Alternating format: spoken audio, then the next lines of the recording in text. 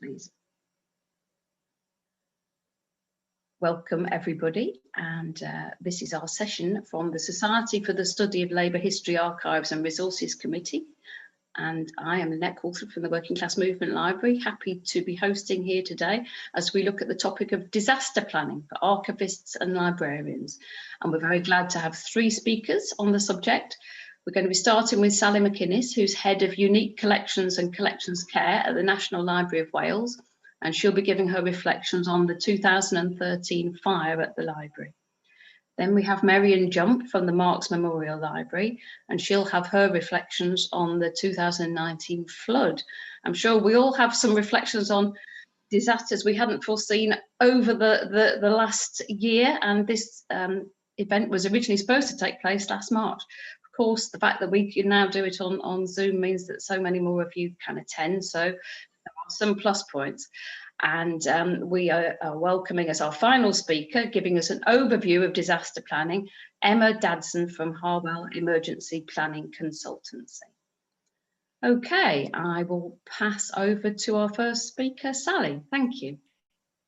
Thank you very much indeed. Can you see my slides? So from beginning, oops, sorry. There we go. So everybody can hear me and see me. So thank you so much for asking me to speak this afternoon about something that does seem now quite a long time ago. I'm on the somewhat unfortunate position of having quite a lot of connection with fire. I had a fire when I lived in Bristol in my house, and we had to move into a hotel for 3 weeks, and we had the library fire in 2013. Now, having these experiences doesn't make me an expert in fire, but it does make me give you some personal reflections. One is that it does cause a lot of both physical and emotional damage. It can take a long time to recover. Be very careful when you're having any work done in your house or in the library. And also, recovery takes time. So flippancy aside, preparation is vital. So if a disaster does occur, it can be mitigated and recovery can commence and things can resume as soon as possible. So this is the library. As you can see, it's quite a complex building. It's had bits added to it over the years, and the star marks the spot of where the fire occurred. The car park was the assembly point. I was in a meeting with a number of colleagues. We came out to see the fire running across the top of that building. Now, the top floor was offices, and the 2 or 3 floors were offices, and IT were in the bottom floor. So it's a 6th-floor building, and the fire happened along the top. Now I'm going to try and play you a film, which I hope will give you an idea of the fire in more graphic terms than I can say. So as I said, that's the top of the building. It was caused by some work that was being done, and because there was an open space underneath the roof, it just went straight across. We had a few issues of getting the fire water up to the top of the building. This is a tall building, and you can see all the flames. And we were also having work done, as you can see, for the scaffolding. 11 fire crews, oh dear, this chap fell over. 11 fire crews came to the library that day and all worked together to mitigate and extinguish the blast, which carried on burning for actually about 4 hours. As you can see, the great crescent of water coming down, and water did cause as much damage probably as the fire, because it just went right through the building, and they had to put an awful lot of water on the fire to mitigate the flames. So there you can see that was the roof of the building, which was almost completely gutted. The metal was twisted. That area was an accessions area, so that was where the new accessions had been kept. So some of the work we didn't really know, we hadn't fully accessed, so some of the things we weren't sure they were there. You can see it's completely charred. And there, that's Stopford Prosperity, April 2013, April the 26th. Those were the offices of the staff, and they got out very quickly, but they even felt the fire. They did feel the heat of the fire. It was that close to being very bad. You can see the aftermath of the damage, looking across the library, some of the collections that were there. But if you see the wooden chest there, that did save the stuff. The packaging was amazing. That the way that was protected. A lot of planning going on. Most of the library was unaffected, so we did have areas where we could plan and we could eat. And then going through the next day, and there is Rob Phillips there in that picture. We're very fortunate that we had a huge atrium space, which was incredibly useful for sourcing and sending items to go to Harwell, and a drying area for, we got in conservation staff to a drying area. And I think that survived the fire. So I hope that gives you an overview of how it was. So that was my contingency file, just in case the film didn't work. I had a contingency. So immediate action obviously was the evacuation of the library. We had readers in the reading room, we had people in the canteen, we had people all across. We had the staff in all areas of the library. So the first thing was to get everybody out as safely and as quickly as possible, and that was fine. And at the same time, obviously, to alert the fire station, the service. The emergency plan was activated straight away, and that was linked to the business continuity planning. The business continuity was the one which told us how to keep the library going as soon as possible, but it also had all the risks that we had identified as well. So the emergency plan and the business continuity plan worked together, although the emergency plan took over to start with just in the initial operation. Health and safety was an issue from the very start, making sure that the risk assessments were made before we went back into the building, that everything was safe. And then the first thing was to establish a robust command structure. We were very fortunate because all the senior management who had areas for the public service and collections, they were on site. We were extremely lucky. It was a Friday afternoon. Many could have been, but they were all there. So the librarian was responsible for any talking to the emergency services and the staff in the building. The public services was the public relations and making sure the message was consistent and timely and accurate. Public services looked again at public relationships, and I was part of the collection services. We were in charge of obviously salvaging the collections.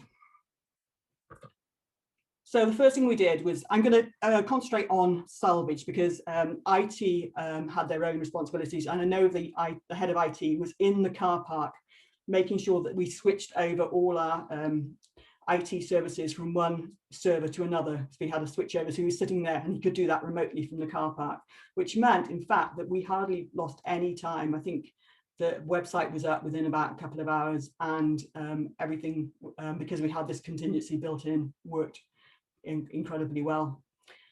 We looked at the floor plans, which are a part of the emergency plan, to identify those priority areas for where we could put things to be dried and cleaned, where we could put the stuff that we need to send to Harwell, because he knew at that point, even though there wasn't a huge amount of fire damaged material directly, there was an awful lot of smoke damage and there was an awful lot of water damaged material. So we knew it was outside of our capacity to deal with it.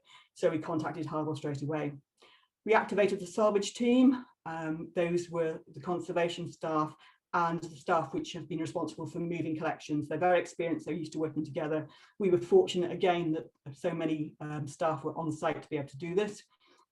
We have quite a lot of salvage equipment that we need, which we have put through the library on trolleys, and we checked that all of those trolleys were in place and the equipment was there. Obviously the PPE, we all had hard hats and jackets and visors, and we were fortunate that we had a plentiful supply of that. And the treatment centres were prepared with blotting paper and cardboard and everything that we need for that. And one of the priorities was going to be protecting the collections from further damage, because the water was still cascading through the building. So we procured a lot of polythene. And I remember about 11 o'clock at night on the Friday night, we were running out of polythene to cover the collections. So one of my colleagues went out to a local farm and foraged for polythene to put over the collections. And fair play, the farmer said, well, I'm never going to give you any library books for the library, but you can have the polythene so we can protect those. And we were incredibly grateful. We were also aware that how important it was to record what was happening, because some of the collections would be going to Harwell, some of the collections would be going to the treatment centre, some of them would, which was scattered through the library, and some of them would be going to the atrium. So recording was always seen as a priority for the salvage operation. So health and safety risk assessments, we were fortunate we had a health and safety officer with us who would assess, not only using assessments we already had, but assess on the ground as well, and ensure that all the equipment that we needed to be safe was there. We didn't have any steel shoes, in fact, but we had the high-vis jackets and the helmets, but we didn't have the shoes. And then the first area we looked at was something called the acquisitions cage. So I said to you that the area that was affected was where we were having new acquisitions, and there was a cage there. Unfortunately, it was in quite a difficult part of the library to get to, and it was up 3 floors of stairs. So we created a human chain to go into as soon as we were able to, as soon as the fire service said that it was safe for us to do so, we went in there and we had a human chain passing all these items from the cage down out of that area. Then we moved the items to the treatment area to assess them in there, and as I said, we contained everything with polythene and moved those items. I remember I was with the librarian and a few other people, and we were moving pictures, including quite valuable pictures, from the walls really fast, because the water was just coming down, and it was a case of just grabbing them and moving them as quickly and as safely and carefully as we could. So that gives you an idea of one of the treatment stations, as you see with the blotting paper and the polythene. Because we, fortunate in having a conservation department, they activated as their knowledge and experience and put everything that we could save that we weren't sending to Hardwell out, and started moving them. We called in a picture restorer as well to assist us with these activities. And that's some of the polythene. At the bottom level, it was the IT section, and they were under about 6 foot of water. So many of the computers were just trying to be protected and dried out as much as possible. Drying out took a long time. So I'm sure Emma will talk about Harwell, but they came in. We were very grateful to see them at about, I think they came at about 8 o'clock at that night, and immediately gave us their assistant and started looking at prioritising our collections. So they looked at those 4 categories, so the wet items, the dry smoked, wet smoked, and the charred. So they helped us categorise into what should be done with them and which items they'd actually going to take away to Harwell for us. So just talk about a few strengths. I think one of the strengths, there was a very strong leadership and communication. We were we would meet 2 or 3 times a day initially, the command group, and it would not only cover strategic issues such as how we were going to give a message out, but also it would go to the granular level as well about how much polythene and things that we had left. So it was very much an integrated group that talked both strategically and operationally, because things were moving very fast. There were lots of decisions to be made. We were fortunate that we had an up-to-date emergency plan which had all the contact details. We had appendices which would show things about where all the PowerPoints were and all the things that you need to know. And we had experienced staff. We used to moving stuff. We had conservation experts, and we could treat items in house. We had plenty of PPE and supplies and collection. We were very fortunate in that the fire door, don't know if you remember the map I showed you, but if the fire had proceeded onto the other part of the building, a bit on the right, we would have lost, that was the main collection area, and we would have had considerably more damage. But the fire door, one side of it was absolutely charred, the other side was absolutely fine. So I cannot recommend fire doors or boxing enough. many of the collections that were boxed, they had damage to the boxes, but the collections themselves were unaffected. So they were fantastic in looking after the collections.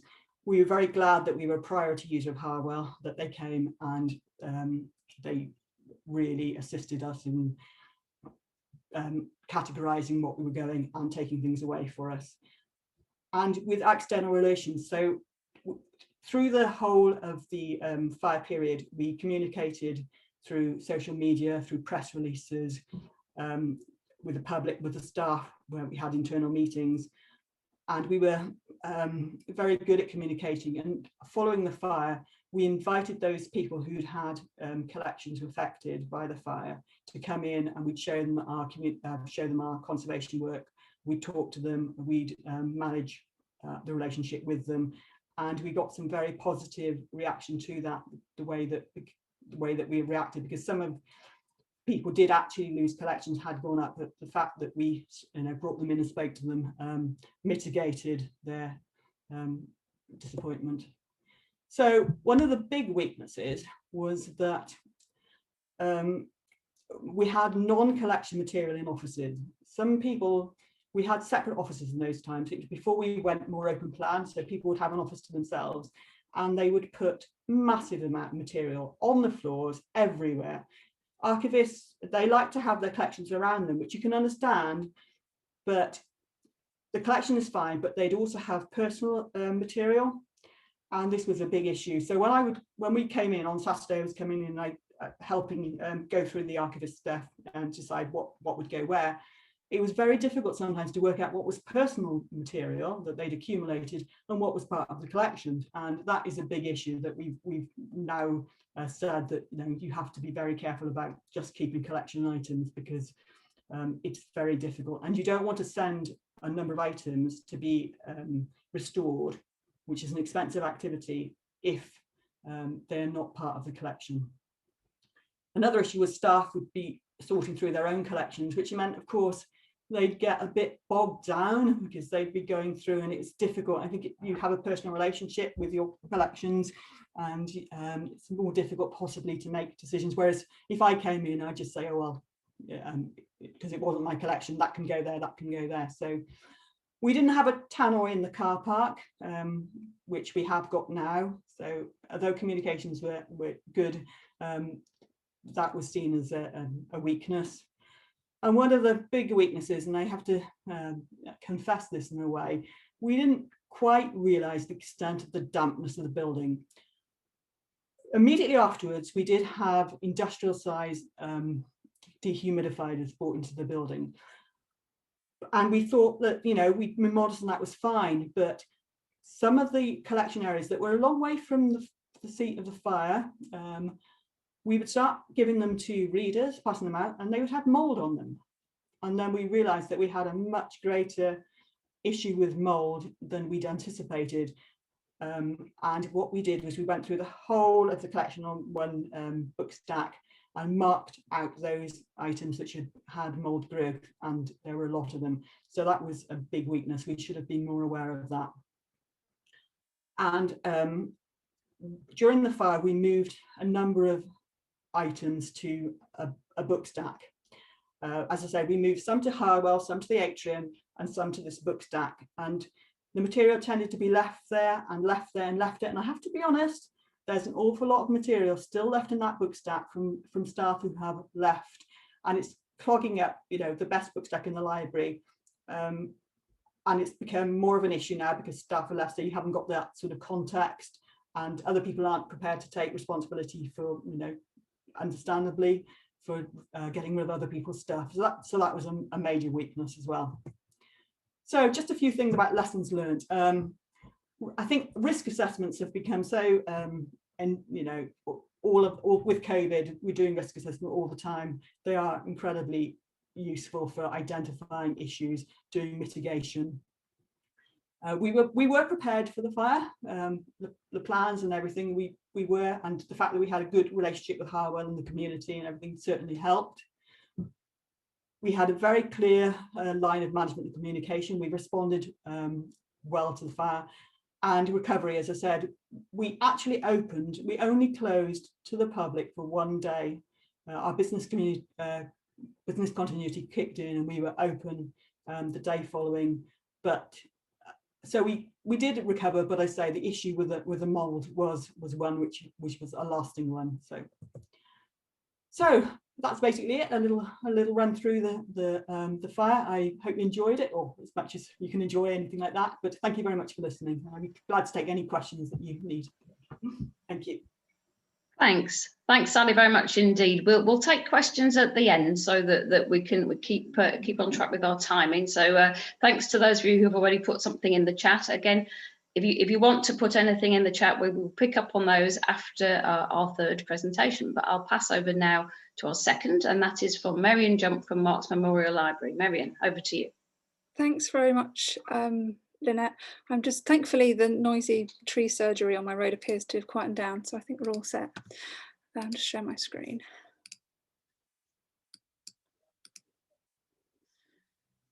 Okay, I hope that's all fine. Great. Oh, I'll go back. Well, thanks very much. It's a real pleasure to be on this panel. I hope that my case study at the Marx Memorial Library will be a kind of helpful juxtaposition to what Sally has already presented, because I mean, there was definitely some common lessons learned, but I think our situation was a little bit different as well. I'll start by just saying a little bit about the Marx Memorial Library, and then talk about some of the kind of organisational context to the incident, because that really shaped how we were able to deal with it. Then I'll talk about what actually happened, and like Sally, I'll look at what we think kind of went well and what went less well. So the Marx Memorial Library, for those of you who don't know, we're a small independent charity. We're based on Clerkenwell Green in London. We're in a 3-storey historic building, which is listed and built in the 18th century.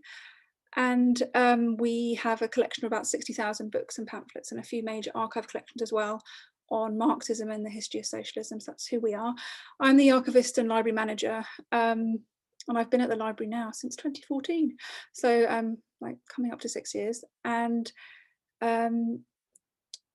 yeah, I mean, as I've outlined here on this slide, a key part that you need to understand is that we have a tiny staff. We've got myself plus a part-time administrator, and we rely heavily on our volunteer team and our trustees really to keep going. I was the first kind of professional archivist appointed to manage the library, so there was there was a lot of work going on in that period between 2014-15 and the incident in 2019. Another key part of this kind of context is that I knew we had a history of flooding, because when I first arrived at the library a few years ago, we were dealing with the aftermath. We had some mouldy volumes in the basement, and I remember one of the first things we did was have teams cleaning up. However, a key weakness was that we didn't really have the institutional knowledge that to help us really understand what had happened before and help us to kind of identify the risks in the building, because of a lack of kind of continuity in staffing, which proved to be quite one of the main kind of problems when we had to deal with the incident itself.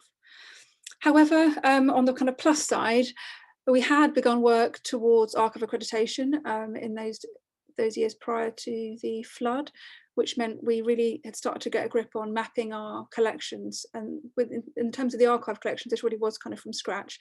So understanding, gaining knowledge about our collections and their value and where they were and their condition, which obviously was absolutely vital in terms of a response.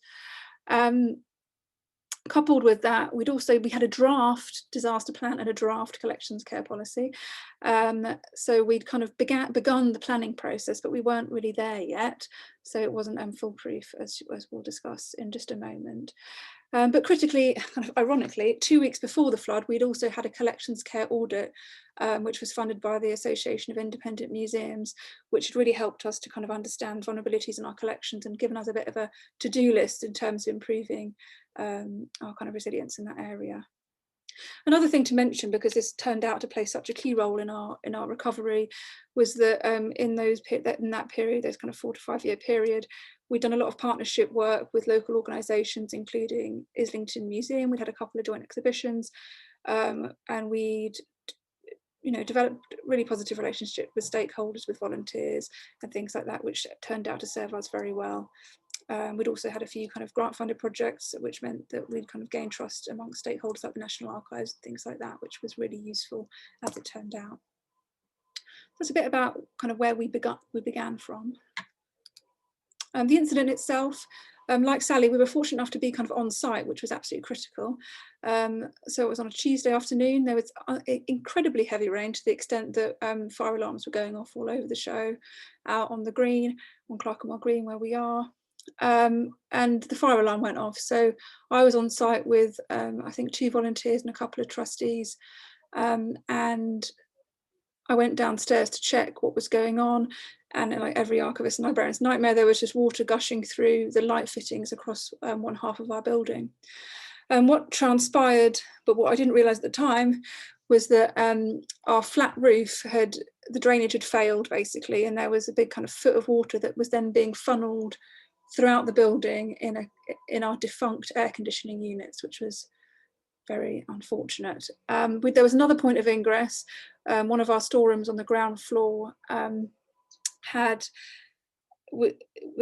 right by a courtyard, and the door and water just started gushing underneath the door. So we had 2 points of ingress, and I guess about 50% of the building was affected.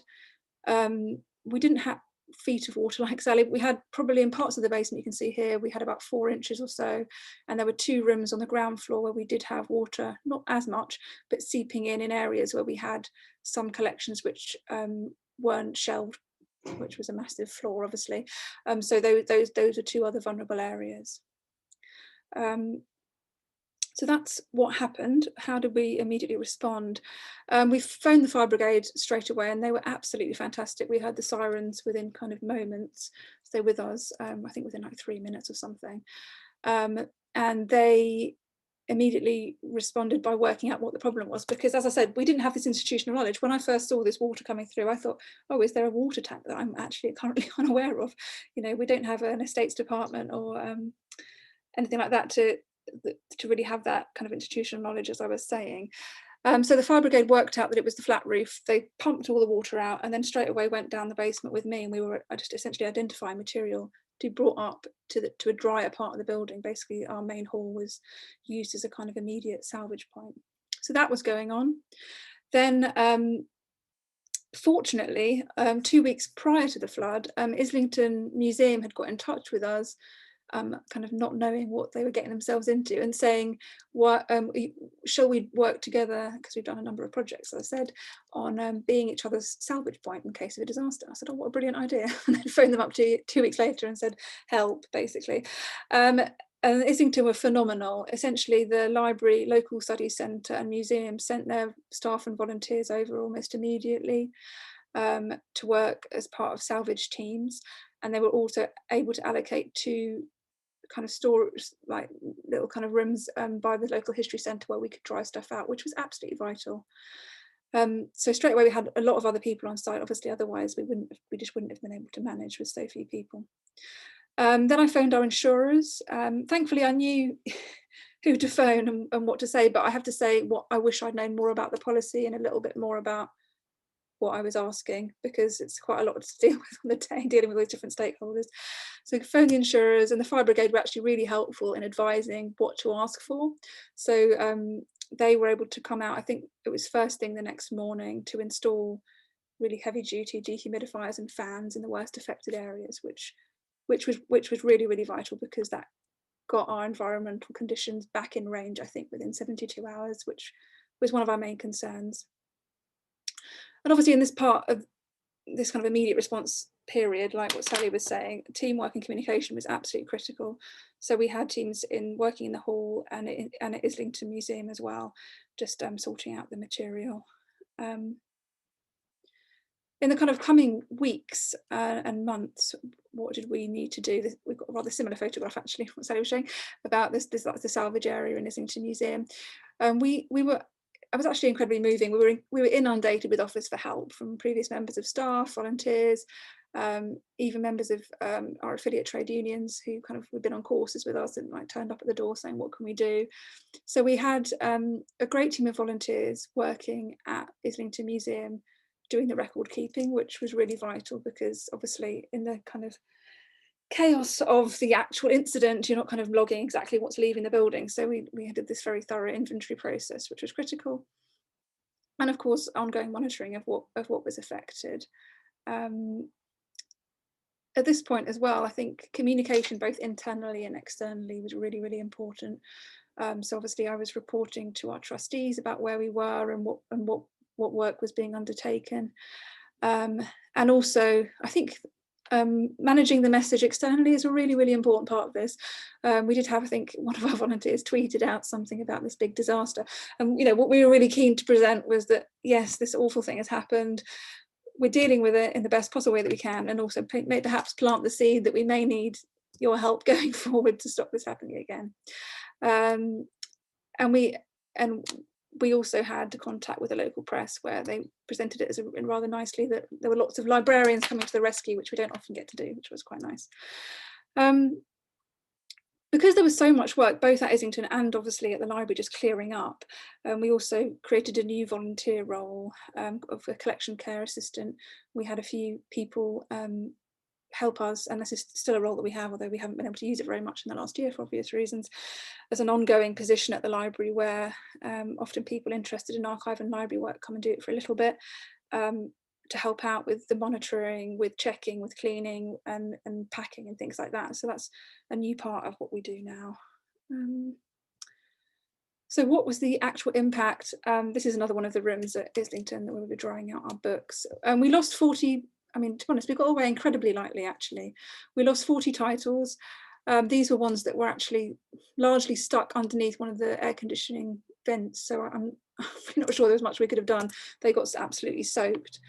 One of the key lessons learned actually was there was also an additional tranche of material, I think probably about 20 books or something, that did get mouldy because we didn't identify them soon enough, a bit like what Sally was saying.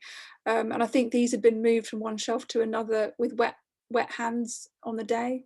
And then because they weren't kind of obviously wet, hadn't been identified for I think about another week, which is really unfortunate. But we were closed for a week, which I think was quite good. We managed to continue operations.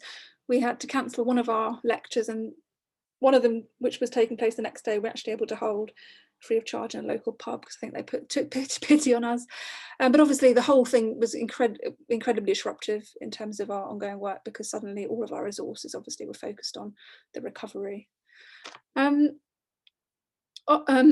Obviously a disaster like this really highlighted the urgent need for works in our building. We couldn't keep kind of just patching things up. We needed to really review where we were with the roof and the memorial garden, and also, like I was saying earlier, have a better grip really on the risks that are of housing collections in a building like ours. But on a more positive level, it did highlight that we had an awful lot of goodwill in the bank. So what went well? Well, largely because we were on site, we were really able to respond quickly. I'm not sure whether, I think that maybe being a small organisation like ours means we were able to be quite kind of nimble, I guess. Like we could make decisions quite quickly about things like buying dehumidifiers when we needed to, and just we were able to act very quickly. Our relationship with Islington was absolutely vital. And as was our volunteer team working on as I said, the record keeping element over at Islington, making sure we really knew what was going on so we could communicate that clearly. And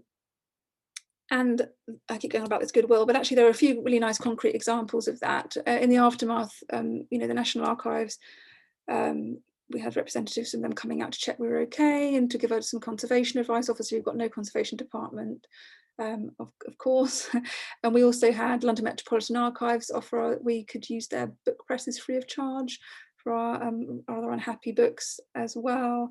And we had a couple of conservators who we'd previously contracted work with who were on the phone with me quite regularly, just giving me advice, because obviously a lot of this was very new to me as well. So all of that was absolutely vital for a small organisation like ours. What went less well? I think, well, we had this disaster plan. This was a massively eye-opening experience, because obviously you can have something written down, but until you're actually, until like all the lights are out, the alarms are going off, and you're on the phone to 4 people, you don't really know how you'll respond.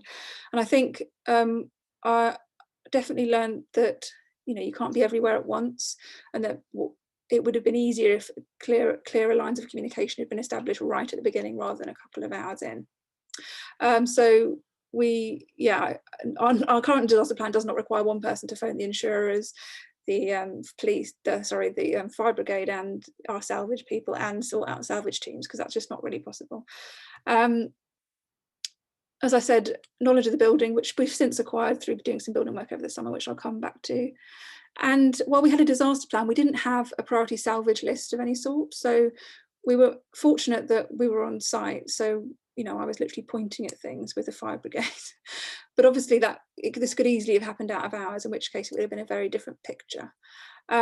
So we've since been working on, although it is, I have to say, an incredibly difficult job to try and work out what your priority salvage list is, but we are working on that now. And we've also got a really good relationship with the fire brigade, because they use us as a case study as well now, I think. And some vulnerabilities in our stores. Actually, this is similar to what Sally was saying, were highlighted. We've got a couple of our storerooms on the ground floor just didn't have adequate kind of standard shelving in there to accommodate some of our material, particularly our framed posters. We just didn't have the storage that we needed. So that really, it was helpful actually to highlight that as a real organisational priority for us. So what happens since? I've had to amend this. This slide was just about last year, but now I've brought it up to date. So almost immediately, once we kind of got back on track, we launched a fundraiser, because we don't have the funds to immediately start undertaking building work.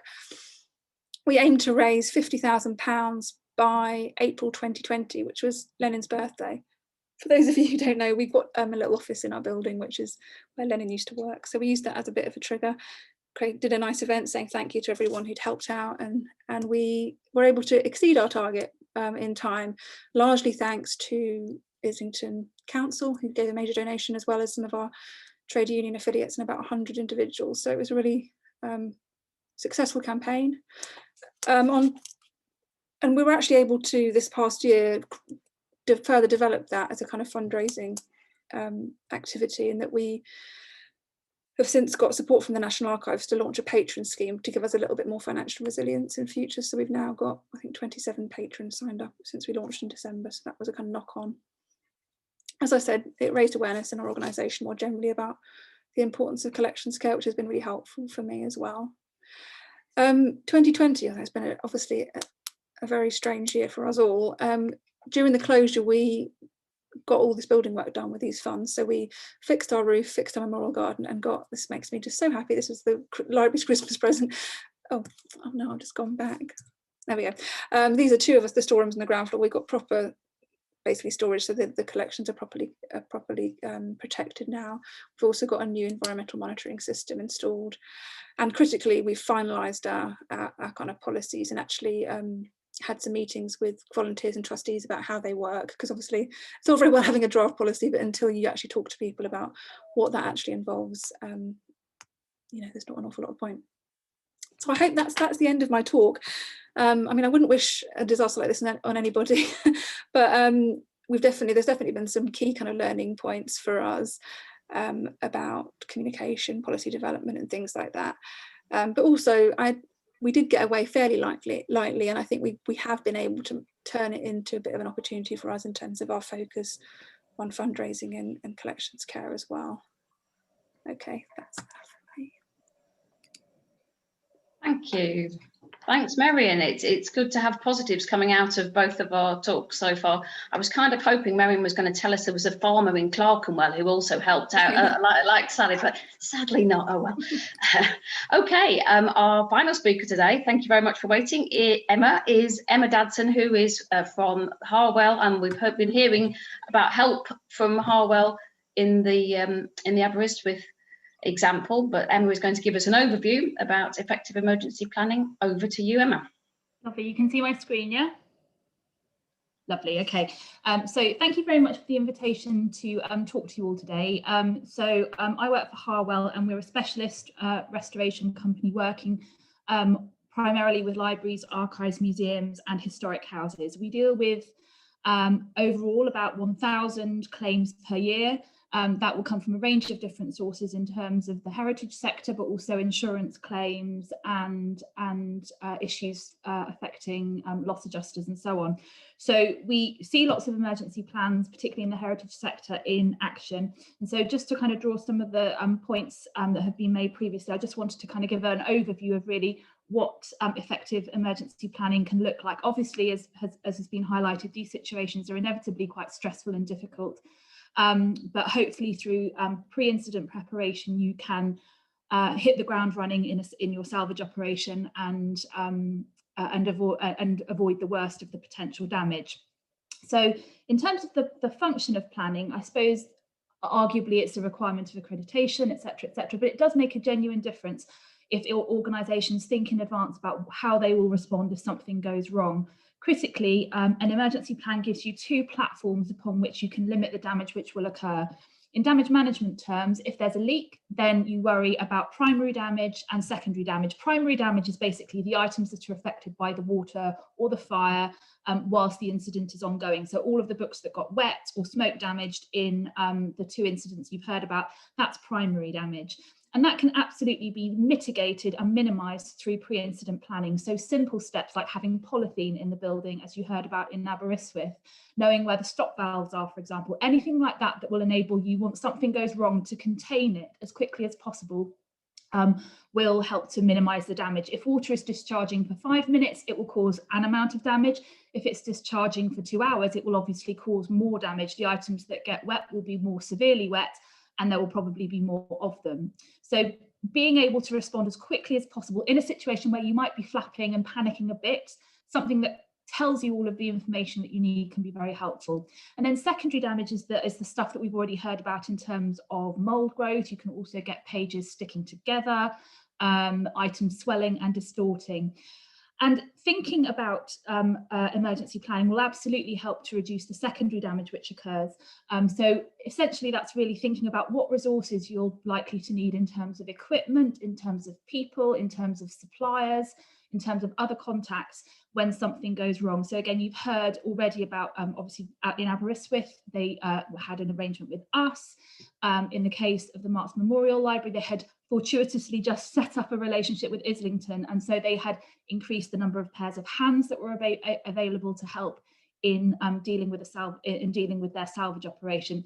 Mold growth isn't an issue initially, but it can be an issue usually 2 to 3 days after the initial incident has occurred. And so if you can maximise how many items are salvaged in those first 48 to 72 hours, then hopefully secondary damage can be pretty much entirely avoided. So to just give you a kind of fairly stark example about what can happen if without a plan, I'd show you these photographs from an incident we were involved with a few years ago. No emergency plan, particularly for the institution, which had large numbers of archival documents in its basement. They contacted their insurance. Well, there was a 5-day period where they had no access to the building. When they got access back to their offices, they initiated their call to the insurance company, in fact, their insurance broker. That then initiated contact with an underwriter, a loss adjuster, a building contractor, and document restoration was quite a long way down the list. And from the point where we were asked to quote to that quote being accepted, it was a further 3 weeks. So overall, the items were in this basement for about 5 weeks. And you can see, hopefully from the picture on the right, the level of additional damage that delay caused. And anyone with responsibility for archival collections would not want to be in that situation. So that's why the heritage sector, archives, libraries and museums do work quite hard to get situations under control and prevent that extensive secondary damage, which obviously is going to be a potentially big issue if you have water damage. Had these records been removed from the building and then put into a freezer, the black mold growth that you see there simply wouldn't have occurred. I think I'd also flag that the fact that they didn't even initiate conversations with their insurance company until they had access back to their building probably meant that in pure numbers terms, they were actually probably claim number 20,000 rather than claim number 200. They were a bit further down the queue because better organised people had made that first call earlier on. In contrast, we dealt with a very similar sized incident involving about just under 200 archive boxes in a university collection, and the whole response was much, much better. This was the University of Hull, and the whole salvage operation was done and dusted inside of 3 days of the floodwaters actually happening. And that was primarily due to the fact that they were prepared. They had very good relationships with the university estates team. Everyone kind of knew what they were doing. I wouldn't wish to imply that somehow it was the best day that people had at work. It's still going to be a difficult situation. You're dealing with the results of flooding. It's dirty, it's physically quite draining, it's smelly. But obviously with archival collections, you know that you have to, there's no replacement, so you have to salvage them. And their ability to respond so quickly meant that although there was a lot of water damage, they didn't experience that extensive secondary damage as you had on the previous slide. Now, I haven't seen the full delegate list, but I imagine that many of you are from institutions where there are already emergency plans in place. So I just wanted to flag some of the potential things that that can happen when there is an emergency plan and you think, well, that will all be fine, and if we have an emergency, it will be quite straightforward. A lot of emergency plans suffer from a lack of training, and they also suffer from a lack of people really drilling down into, well, how will this work in practice, and really identifying the potential stumbling blocks. So the particular incident I'm referring to is from a records management company that suffered an accidental sprinkler discharge. They had a plan. They had an emergency plan which they had to provide for their customers. So, but I think in fairness, it was a bit of a box ticking exercise. And when their sprinklers accidentally were activated because somebody knocked a sprinkler head, it took them about an hour to isolate the system. And that's obviously a very long time for water to be discharging at pressure. And in conversation during the salvage process, it became clear that there was no written procedure on how to do it. It relied on 2 members of staff, both of whom happened to be away at the time of the incident. So there was a frantic period where people were trying to turn this wretched thing off. And so that delay in isolating the system meant that water was discharging at pressure for the best part of an hour, and therefore an awful lot of material was affected. Over the course of that hour, 3,000 boxes were affected by water, of which about 1,400 were so severely damaged that they had to be transferred to Harwell to be frozen and then ultimately dried. So the point there, I suppose, is, and I think that's been articulated certainly in the previous case study, that kind of knowledge of your building, knowing what's where. Is there an obsolete water tank in the roof space, or is this rainwater? The knowledge of your building will certainly help you minimize the damage. If you know where the isolation points are and you're able to gain control and contain an incident quickly, then it's going to reduce the damage. And although you might think, well, of course I know where the stop valves are, in these kind of crisis moments, sometimes your mind can go completely blank. So having it kind of written down, or photographs taken, even better, maps and floor plans showing you where these things are, it can be really helpful. Another issue that became problematic during the salvage process is simply due to the height of the shelving that they had in this large warehouse. The retrieval rate of water damaged boxes was actually quite slow. They needed a specialist platform, cherry picker effectively, to gain access to the shelves where the damage was worst. And we were able to sort of model for them how long the salvage operation would take at this rate, and it was looking like the salvage operation was going to take at least 2 weeks, which would mean that they were in the area where mold growth was an issue. And they were able to adapt their processes and speed things up, bring staff in from other sites, and actually everything was frozen in a fairly good time frame. And although they had lots of wet stuff, none of it went moldy. And I suppose the point there is that lots of emergency plans will have procedures on what to do with wet books, wet pamphlets, wet archive boxes, works of art, and so on. But obviously you could be potentially dealing with 1 box, 2 box, 200 boxes, 2,000 boxes, and potentially that what you would do in one end of the scale might end up being counterproductive or problematic in a much larger incident. So that might relate to handling of damaged items, how you list them, and the simple logistics of getting items from A to B. I just wanted to show you a worked example here, which shows you that if you are dealing with a small amount of material, every single step you write into the salvage process has a time allocated to it, and the more complicated it becomes, obviously the time scale grows. And if you're dealing with a shelf of, say, 20 volumes, that goes from 3 minutes to 8 minutes to 28 minutes. Well, that's fine, that's manageable. But if you are dealing with a much larger quantity, say 30,000 items, which is feasible if you had a severe fire or a water main burst or something like that, then following that same procedure means that actually the salvage operation is going to take a very much longer time, from 1 to 2.5 to just under 10 days for the salvage operation, which might inadvertently cause additional avoidable damage to your collections. So it's really a question of staying kind of agile and alert, listening to people, and just being aware that these situations are definitely exacerbated when you don't just have wet things, but those wet objects become mouldy and even more badly affected. I had to take this slide out, but I did put it back in after what Sally said about the positive relationships that they had with the people whose material was affected by the fire. But that's also a really important point. In this case, they had a realization a couple of days into the salvage operation that if they allowed the records of their customers to come to Harwell, then they would be in breach of contract. But if they sought permission from their customers for the items to be transferred to us, then they would have to say why, and it's because we've got them wet, which is obviously not good from a PR point of view. And so in this day and age with social media, and again, that point was reiterated in the previous talk about volunteers kind of earnestly tweeting in not always the most helpful way, you can't often hide from these incidents. So thinking about how you would contact key stakeholders, lenders and so on, directly in an emergency, rather than from them hearing about your incident via social media or via whatever means. From a public relations and kind of customer care point of view, that's really important. And then finally, they had a plan, and they had a disaster kit, but basically for various reasons, the disaster kit didn't really function properly. It wasn't really fit for purpose. They had basically copied what someone else had in an archive, but they were dealing with much higher shelving. The wet vac that they bought didn't fit. And it turned out to be something little more than a white elephant. So it's really important to have equipment to hand, even if it's just a bit of polythene to help contain an incident.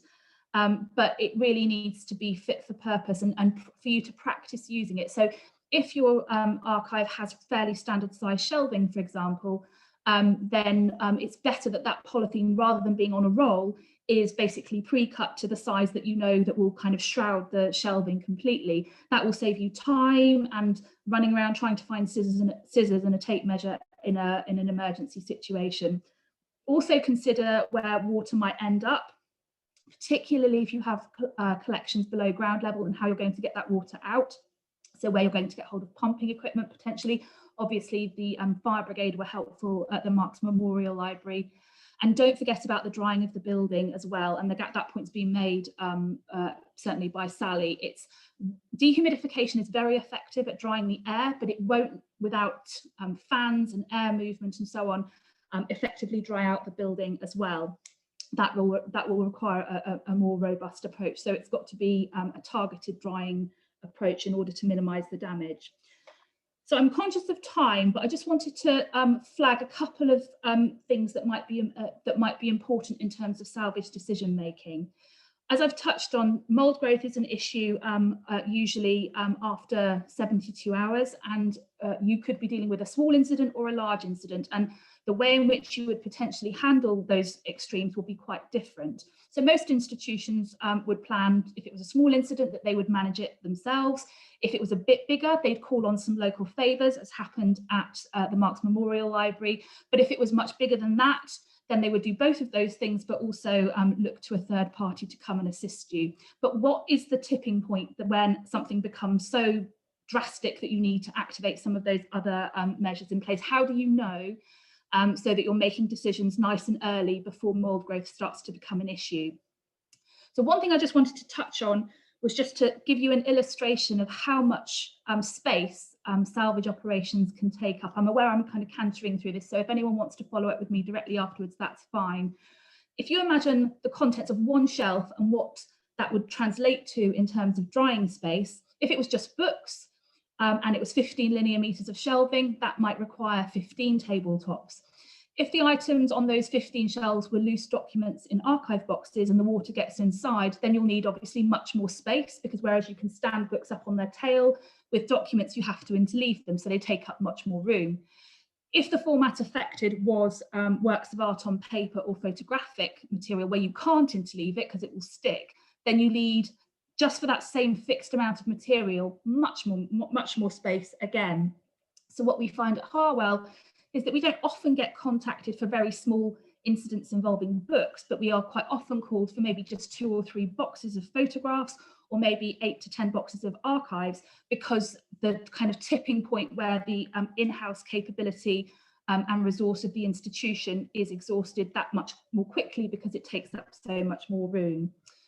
So if you do need help, if it is something that you can't manage in-house, call for help, whether it's from conservators or from Harwell, as early as you possibly can, because you want to be getting as much material dried or stabilized through freezing in the first 3 days as you can. And to do that, it might be helpful to kind of look at some of your potential decant spaces, so where you might dry things out, and try to work out roughly how many items you think you could accommodate in there, just so that you've got some numbers to work with, so you can quickly see if the incident involves X number of shelves. You can quite quickly determine whether or not it's something that you can accommodate.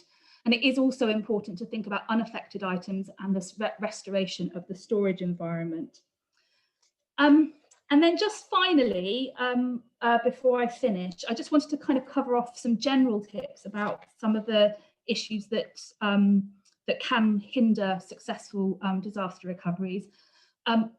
Sally mentioned one of the strengths of the National Library of Wales Fire was the strong leadership, and I was really impressed by that the whole time. It was very, very friendly, but it was very organised and really, really competent.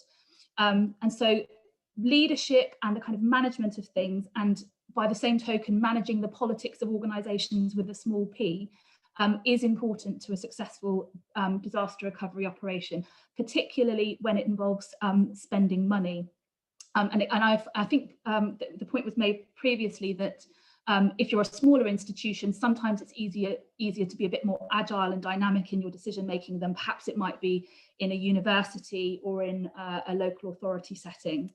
So working out how those decision-making structures work in a crisis situation is really, really important, because it really helps with clear messaging and good quality decision-making. I think the more effort you put into how user-friendly the plan looks, so people can find the information that they need quickly, and practice the plan. So tease out any potential issues, whether it's not enough space or not enough people or not the right insurance. Tease out those issues in advance if you possibly can, so that you've rectified them in your planning rather than for them causing a problem in an emergency. I saw in the chat that there was a question about welfare. I cannot emphasize enough how important looking after people is in these situations. Particularly at the beginning, people can be actually genuinely quite distressed. And that's definitely something that needs to be managed really sensitively. The simple basics of having somewhere to sit down, a cup of tea ready when you sit down, being fed and so on makes a huge difference. I was really impressed at the National Library of Wales fire that there were people kind of making tea the whole time, and actually it really helped to, I think, boost morale and boost the kind of whole attitude of the team. It was a really, really positive thing. I've been in other situations, salvage operations, where I've observed less care and attention paid to that, and you can see it in the way in which staff feel demotivated. We've touched on the need to consider the building and storage environment impacts, otherwise there can be more long-term issues. And then the final thing would be just to look at the detail of your insurance. Know what you're covered for. We had a client once who found out that they had or someone had taken away their flooding insurance without telling them, which was not very helpful when they'd had a flood. What's your excess or deductible? And how do you actually contact your insurance company rapidly in an emergency if the incident happens at sort of 6:30 on a Friday night? You need to be having that first visit from your insurers earlier than the kind of Monday morning of the following week. You need to have support in a big incident anyway. You need to have that support as early as possible. So I hope that's been helpful, a bit of a canter through some of the key issues of these situations. But if I stop share, I'll stop sharing my screen now and hand back to Lynette. Thank you. Thanks very much, Emma. 3 great talks there, and I think we have covered some of the questions that people have raised. So hopefully you'll feel that, questioners. But there is something a couple of people have been asking about training and training exercises. Also an answer in there. Do have a look at the chat, folks. But anyone got anything to say about training exercises? Somebody's pointing out it's a requirement of archives accreditation. How can you regularly train a team in their disaster plan once written? Well, let's just say because we've got a relationship with Hardwell, our staff have been trained by Hardwell, and we've also had internal training. I think we were trying to take some pictures down the stairway and we got stuck. So I think that was a useful exercise, but we have relied on external as well as internal training. I think there are lots of kind of the kind of exercise I find that's kind of most useful to do is to take the kind of steps of what would need to almost, if you think about what happened in the flooding at Marx Memorial Library, you had to presumably turn the electrics off, you had to identify priorities, and you write all of the kind of steps down and then ask people to kind of put those in a logical order. And that's often quite elucidating. So for example, mopping up, when do you mop up? The longer you leave mopping up, it makes the salvage operation dangerous. You can basically splash unaffected material with your kind of stompy wellies. And obviously the longer the water sits on the floor, the more opportunity it has to seep into the building fabric and cause problems in the medium to long term. So I'd say sort of little exercises kind of fairly frequently. It's really exciting to do exercises with the fire brigade and something quite grand, but actually kind of revisiting it, not every week, but maybe every 3 to 6 months with something small like a desktop scenario. Practice getting some discarded stock wet, so you actually see how the kinds of items that you hold within your collections respond when they do get wet. And actually, again, that kind of whole point about tipping points, when you can cope with things and when actually it becomes unmanageable. If you actually sort of practice using your potential decant spaces and see how when you run out of space, I think that's the point from the in-house training that we do or used to do, and hopefully we'll do again later this year, that people are often really surprised about how much room a relatively small amount of damaged objects will take to fan out and dry. Okay. Speaking of fire brigades, as we were there was a question about working with the local fire brigade. Have any archive services had their disaster plan checked by the fire brigade, or do you just make them aware of the building and what it contains? We were actually advised by the fire brigade quite heavily in the aftermath, so they came in and provided us with some templates for things like emergency salvage and that. So that was, it was more that way round, I guess, because obviously they'd been through the incident with us beforehand. But they were very, very keen to kind of understand. I have to say, my experience of working with the fire brigade has been fantastic in terms of their understanding of the importance of the salvage of the collections and that kind of thing. So I certainly found it very easy to communicate with them. I suppose the only thing I would say is that sometimes it's more obvious if you're dealing with a historic house or something that's kind of very grand, that speaks heritage to the fire brigade more obviously than perhaps a room full of grey boxes that they don't know what's inside. So I think it's really important, particularly for like university collections and so on, to make sure that whoever the people are that meet the fire brigade, which might be people that have nothing to do with collections, that they can kind of advocate for the fact that your strong rooms are in the basement, and if there's a lot of extinguishment water going into the building, that's going to end up in the basement. So just because for that critical period where the fire brigade are responding, if it is out of hours, which more often than not it is, obviously not in the case of Aberystwyth, then that collections kind of agenda could potentially otherwise get lost. Completely agree. We have a very close relationship with the fire service, have regular meetings with them, and they, as with you, they helped us to, and they know the building. They're very aware of the building. In fact, they come in and they give us advice as to all the time about where we should put things, and which we really appreciate. Okay, I'm rattling through because we're running quite short of time already. It's gone very fast. How do you protect information about location and arrangement of materials if they're taken off shelves very fast? There's no time to note down what comes from where.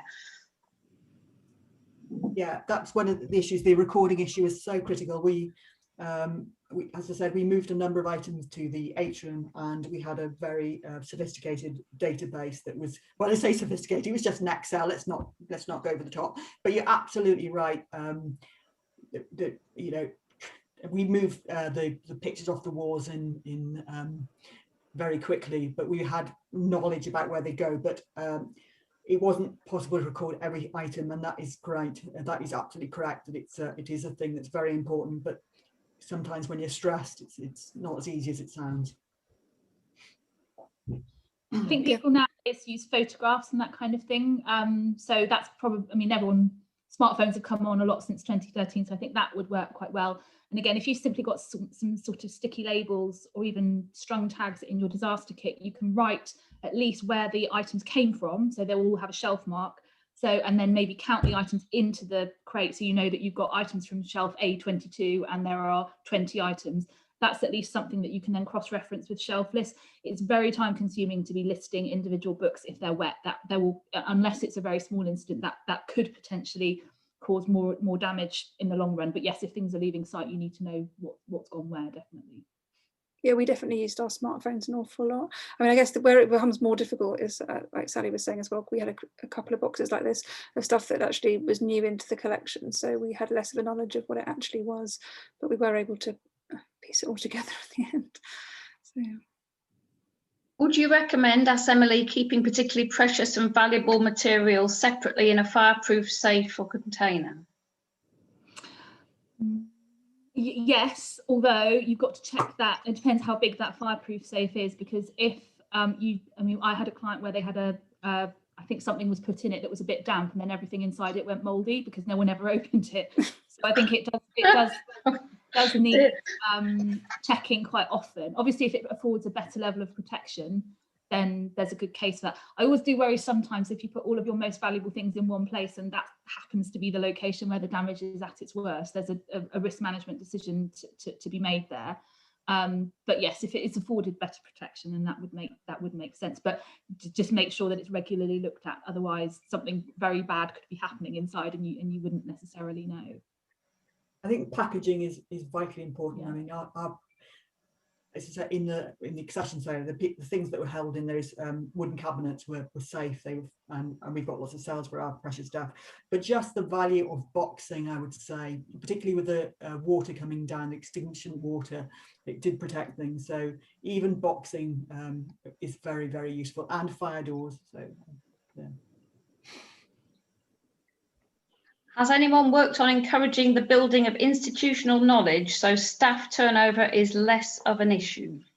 And how? Well, obviously, this statement of the obvious, but we started from quite a low bar here, is obviously we've written up really thorough reports on that incident for kind of posterity. And our building work that happened over the summer, we now have like a full map of our whole drainage system and things like that, which might sound quite basic, but it's so important to know where things are. And we've also set up, well, sounds very Marx Memorial Library, but we've got a building subcommittee of essentially trustees and volunteers. So that knowledge isn't just all in one person's head or one file. So people have a kind of working knowledge of how things operate.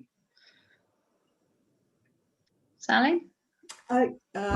Well, we created an archive of the fire material because there were, I had an inquiry really recently about what items were destroyed during the fire, and the person who was in charge of accession at the time, obviously, well, not obviously, but has retired. So that information only really resided in this one document. So I think it is important to have it centrally located. The question about insurance was an interesting one. The library couldn't insure. It's a Crown building, and it's not able to insure. So this was an issue, an ongoing issue. There was Crown indemnity, but it was a big problem. That's why I didn't really mention insurance, because it was one that we couldn't do. So none of the collections are insured by the library. People can take out personal insurance on the collections, but we can't insure. And as you can imagine, that was another additional challenge for us. I'm going to take one last question. We're slightly over time because we said we'd finish at 10 past. So I think it's probably one for Sally, particularly any advice on how to integrate an archive emergency plan into the overall one of a much larger organisation? Okay, so the principles I would say of the emergency plan probably apply, but what we've done is we've had an appendix. I'm sorry, I'm just want to say we've got an appendix. So salvage things for archival material are in an appendix. I'm sure Emma could actually add something a bit better than that, but no, it's problematic. I think the main thing I would say is communication, and again, desktop scenarios. I've been in situations where I remember a library in the northeast one time. We were in the training room on the 11th floor, which was the floor below the archive strong room, and there were two representatives there from property services and someone from insurance, and you could see them realizing, oh, if this building was affected by a fire, that would be an actual complete nightmare. And they just hadn't considered any of the practical issues before that. It was insured, it was a building, but actually they hadn't looked into any of the detail.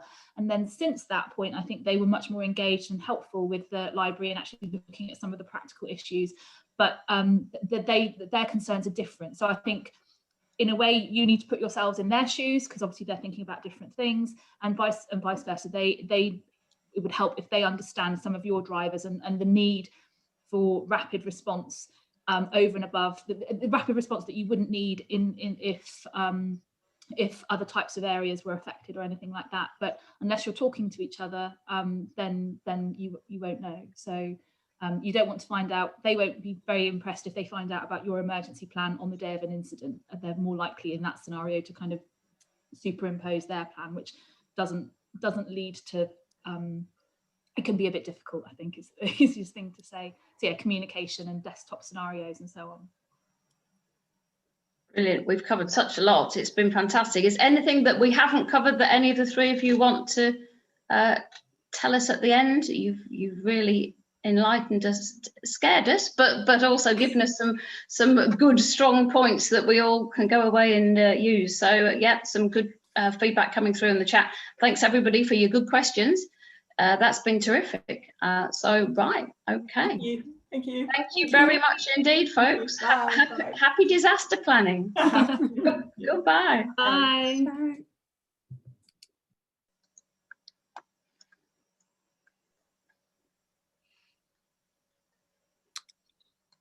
Should we leave and then come back? You want to stop the recording? Yeah.